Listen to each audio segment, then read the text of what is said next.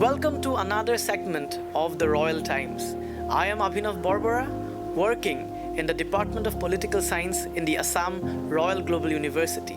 In this segment, we would be talking about elections which were recently held in the state of Assam.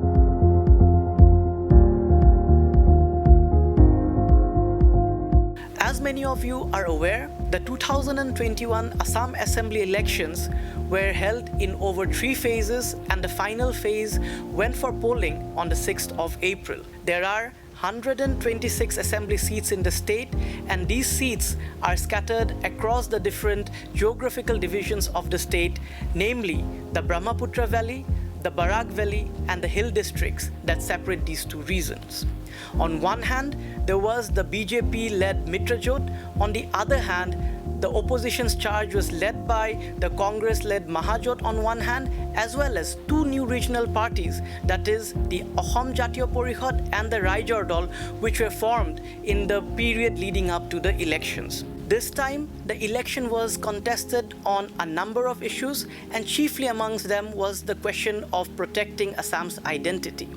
Opposition groups have tended to criticize the ruling government throughout the election for threatening Assam's distinctive ethnic character by bringing in a lot of controversial policies, namely and chiefly amongst them being the Citizenship Amendment Act, which the opposition has promised they would repeal if they are voted to power by the people of Assam.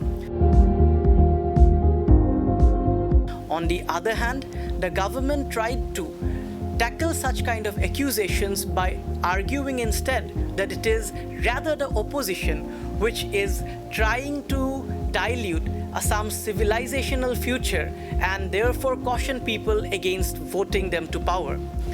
Apart from the question of identity, the different political parties also made a series of impressive socio-economic promises. Political parties have promised to provide income support to different target groups, waive loans for farmers, as well as waive debts for women who have taken loans from the different microfinance institutions.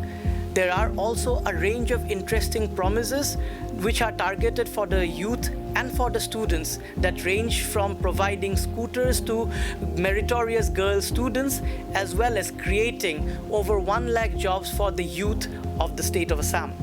But which way the elections would sway would be something that we would get to know only on the 2nd of May when the election results would be declared.